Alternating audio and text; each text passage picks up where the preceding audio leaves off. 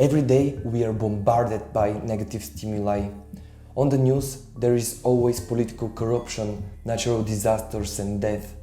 Our neighbors and friends complain about the inflation, and we see videos of riots, car accidents and people protesting. With so many dark things happening around us, it's easy to think that we are living in a really bad time and the world is going to end soon. But there is another perspective.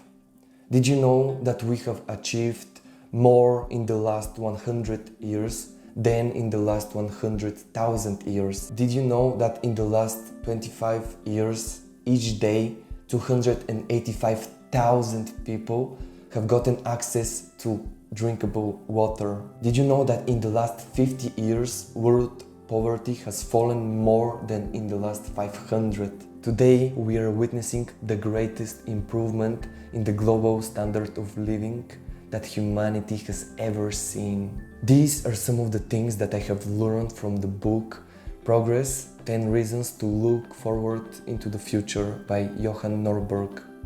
This book has changed the way that I look at the world and the way I see human progress. With data and scientific research, Johan Norberg shows us why we live in the greatest time of human history. In this video, I will share with you what I have learned from this book and my most important lessons and takeaways from it.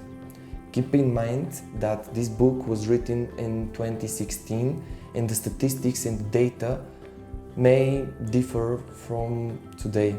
We always see the negative things around us because the news shows accidents and disasters more than it shows positive things. But is the media to blame? We think that the problem is in the news, which we constantly watch and which always talk about the horrors in the world. But the fault lies in us, because if we didn't want to watch or read bad news, reporters wouldn't cover it. Scientists have found out that people don't judge how common things are by looking at data, but by how easily they can recall examples. And the most memorable examples are the incidents in which people die, or there is a terrorism attack, or something that threatens people's lives or the way people live. So the more negative an event is, the more people will think that this is possible to happen. Why is that? Well, because we are made to worry and to be interested in exceptions and the unexpected.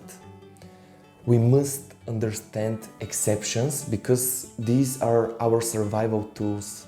And as I said, we think that the news or the culture we live in, the way that we think, is responsible for our sensitiveness to negativeness. But that is not true. Evolution is responsible for this. I will give you an example for this. Imagine that you're living 100,000 years ago when we were hunter-gatherers, and you are separated from your tribe just in the woods picking berries, and at some point you hear a strange noise in the bushes beside you. You look there and you see movement. You panic and you start to run. After 100 meters of running, you turn back and you see a rabbit. What are you going to think? Well, the next time I am not going to run away from it. Well, okay, the next time you are picking up berries again and you hear the same sound, and then you don't do anything about it. You just continue picking berries. After 10 seconds, you hear a strong growl. You turn your head and the last thing you see is the saber-toothed tiger that chops off your head. Your line and your genetic material has met its end. You will never reproduce. That's why the cost of overreacting to something negative was far greater than it is today, and overreacting was the most effective or the more effective tool for survival. That's how the anxious survived and passed on their genes. So the next generations were more anxious and more overreactive to negative things. And of course, complaining and talking about the negative things sends signal to the people that we love, that we care about them and about the world. So there is a moral virtue to it and a social benefit. We appear more engaged and interested in others when we talk about their problems and about the problems that are in the world. But what I learned from this book is that we are living in a much better time than we thought. And I will share with you some data from the book which can change your mind about how good we are and how much progress we achieved in the last centuries. So first we are going to talk about food and sanitation. So in the past people have worked less because they did not have a lot of food with high calories. For an example, 150 years ago, 25 men harvested a ton of wheat a day. Now, today, in the modern age, a man with a harvester can harvest this amount of wheat for 6 minutes. This is 2,500 times improvement in productivity. And another mind-blowing thing from the book is that in the last 25 years, about 2 billion people have been saved from hunger and malnutrition. In the beginning of the video, I told you about how much people in the last 25 years have gotten access to clear water, but did you know that clean water is responsible for 43% of the global reduction in mortality? Did you know that for the last 25 years, 2.6 billion people have gained access to an improved water source? And currently, globally, 96% of the urban population and 84% of the rural population have access to water and sanitation. Access to a lot of food and clean water brings with it something really important for humanity. It raises life expectancy. In human history, human life has been cruel, nasty and short. The main reasons for the short life expectancy that we have experienced were diseases, lack of food and lack of sanitation. In prehistoric times, the average life expectancy of a human gatherer was 20 to 30 years. Did you know that before 1800, no country had an average life expectancy which was greater than 40 years? The average life expectancy right now is 71 years, and that is globally. That means that in the past 2 centuries we have almost doubled our lives. And currently, for every 1 year we live, we add 3 more months to our lives. And that is because of human progress. Between 1950 and 2011, world population grew from 2.5 billion people to 7 billion people. And this did not happen because people in poor countries started to, as it says in the book, breeding like rabbits, but because they stopped dying like flies. Families quickly adapted to the changing environment and to the progress that we have experienced, and they realized that children were much less likely to die young, and so they stopped having babies. And that is smarter because parents can focus their resources into fewer kids and raise their standards of living and their education, give them a better start in life. In 1950, the average woman that lived in the less developed countries had an average of 6.2 children. now she has an average of 2.6. One of the other things that I learned from this book is that the richer countries are more healthier because they have more resources and can afford sewage, water facilities, food and medicine. And the good thing is that humanity is not only getting richer, but the standard of living is getting cheaper. So more people can get out of poverty. And I will talk about poverty in a few minutes. In the book there is a really nice quote that says that this is the great health history of our time. Low prices for good life. This is the result of globalization, which makes it easier to use the money, the technology and the knowledge acquired and accumulated over the generations. It is hard to create a theory that works, like a smallpox vaccine or a COVID vaccine, but it's easy to implement it when other countries have it. In this era of globalization, the most important factor for success for one country is the success of other countries. It is even said in the kids' show Avatar: The Last Airbender that we are all one. The greatest illusion of this world is the illusion of separation. Things you think are separate and different are actually one and the same. Like the four nations. Yes, we are all one people, but we live as if divided.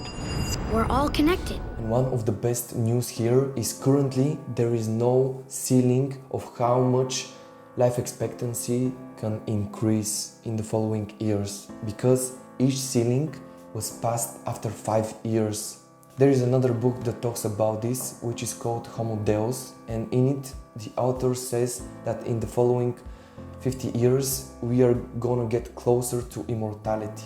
Maybe in our lives we will not find the immortal life and we will not live as long as we like, but life expectancy will grow much more and we have not seen the end of it. So that's good. So what is the purpose of a long life if we live it in poverty? Well, the book talks about poverty too. In one of its chapters, it talks about that there is no point explaining why some people are poor, because that's everyone's starting position. The hunter-gatherers were poor and they had to work hard, and after the agriculture revolution, people had to work even harder to gain access to more resources. Poverty is what you have before wealth. So, to access wealth and to increase your standard of living, you have to work hard and you have to learn how to do that. The purpose of my YouTube channel and my videos is to help people get better at certain life skills that will help them get more wealth, more money, get better at their careers, get better at understanding themselves, and even at their spiritual searchings and their spiritual journey. So if you've liked this video so far, please subscribe to my channel down below and hit that notification bell for more videos like that. Now let's get back to the data. At the beginning of the 19th centuries, poverty in even the richest countries was more than it is now in the poor countries. But wait, when we talk about poverty, we have to know what does that mean. Because poverty for one person can be wealth for another. Or someone can think that he is poor, but in the eyes of another, he is rich. The World Bank categorizes extreme poverty as a person living on less than $2 per day. Adjusted for inflation, it was estimated that in 1820, 94% of the world's population lived in extreme poverty. In 2015, this number is 9.6%. Karl Marx thought that capitalism would make the rich richer and the poor even poorer, and he said that If someone is going to win in the free market, someone has to lose. But when Marx died, the average Englishman was 3 times richer than when Marx was born. So everyone became richer as the centuries passed. And yes, of course, capitalism has a lot of negative sides, but it is the best system that has worked so far. And maybe in the future we will find another one, but for now we see that the more the individual gets rich, the more everyone around him has a better life. And when we are talking about extreme poverty, between 1990 and 2015, 1.25 billion people moved out of extreme poverty. So for the first time in the world, extreme poverty is not the norm, but is the exception. Never in the world we have seen such a rapid reduction in global poverty. And in some way, globalization was bigger for us than the Industrial Revolution. This massive shift in the middle class on a global scale will and already has changed our lifestyles.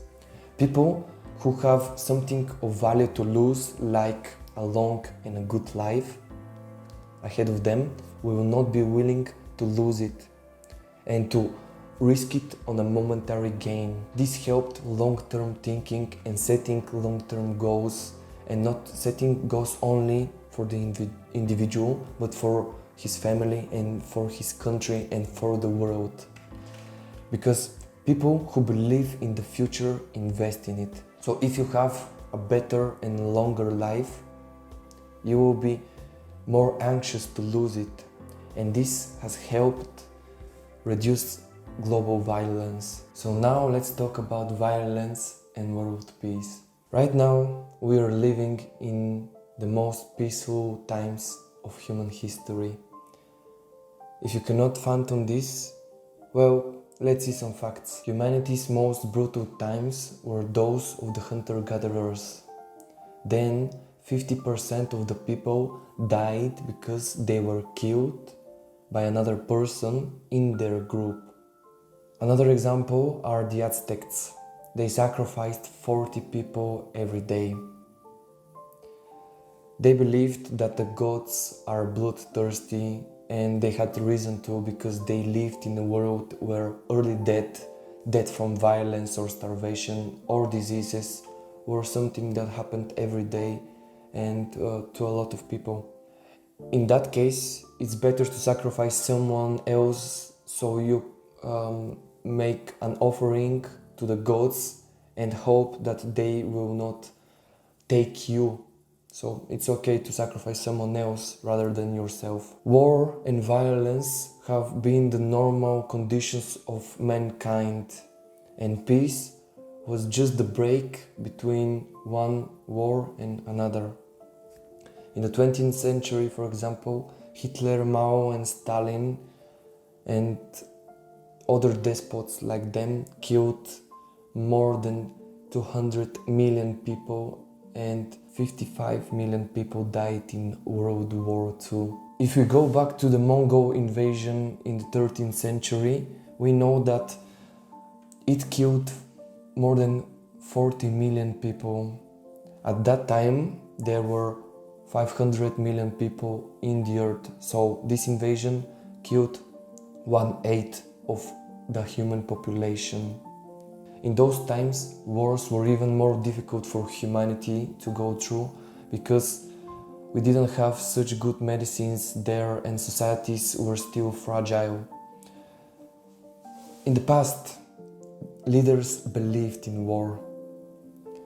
It was the norm, as I said, and peace was something that was for idealists. But after the carnage of World War II, everyone concluded that war was immoral and uncivilized.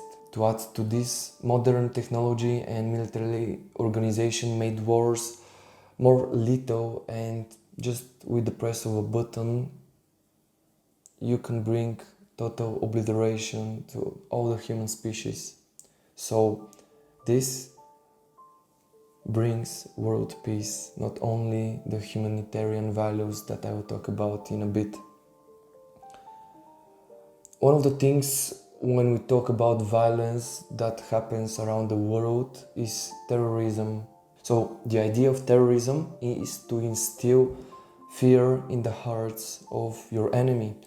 But actually, really few people die from terrorism. Did you know that 10 times more Europeans have died from falling down the stairs than from terrorism attacks? Actually, terrorism is a very ineffective way to achieve your goals, and violent campaigns are big failures. In the book, there is data that out of all the terrorist organizations in the world, not one was able to capture a country, and 94% of them failed to achieve even one of their operational objectives. So we think about 9/11, or we think about some really big terrorist attacks because they instill fear in us. They are really big negative stimuli, and why we pay attention to those and we remember them, I told you in the beginning of the video. But in reality, not a lot of terroristic attacks happen, and they do not kill a lot of people. Talking about all those things, let's see what changed in the world. There was a cultural shift that shifted towards more individual responsibility. The willingness to fight the other has shifted, transformed into the willingness to control your emotions and to be empathetic towards others. Why? Well, because other people from enemies became collaborators. Other people became potential buyers, sellers, investors in your business or colleagues, not just potential threats. With the rise of social media and the easy access of all the people in the world, the sharp mind and tongue became more lethal as a weapon than the sharp sword or the big gun. The global connectedness of countries helped trade and commerce, and they made countries more connected and more wanting to create relationships with one another and not fight. As life expectancy increased, families started to have fewer children, and the life of a human being became more valuable. The increase in health and wealth and the small families has made us value life and have led to more humanitarian attitudes and a stronger interest in peace. In the book Progress, 10 Reasons to Look Forward to the Future, the author explores other topics like freedom, equality, women's rights, and what can we expect from the next generations. So I will not go into this because you can read about them in the book, and this video is getting a little longer. But now I'm just going to tell you that the next generations, my generation and my kids and even my grandkids' generation, is going to be much better off than our grandparents' generation. They are going to have much more opportunities and much better life standard. Soon 3 billion people will have smartphones in their pockets. And if you didn't know, one smartphone has much more computing power, and it's a much better computer than the whole Apollo program that got humanity to the moon. One of the best things that I have learned from this book is that although you can destroy human lives and wealth, it is very hard to destroy knowledge. So one of the purposes of our lives is to gather the knowledge of the giants of the past, of our grandfathers, and to use it in our lives, to better them and to better not only our lives but the lives of our loved ones, our family, and the lives of all the people in the world. So the way I do it is through this YouTube channel and through sharing the knowledge that works for me. But for some guys, it will be through writing blog posts or through building a business that gives value to the world. One of the things that we need to be conscious of is that advancement and improvement is not automatic.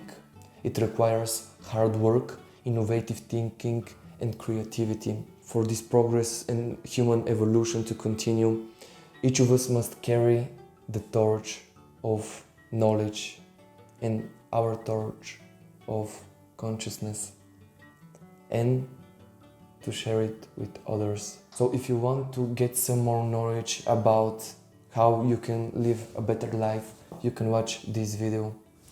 Thank you for watching, and I will see you next time. Bye.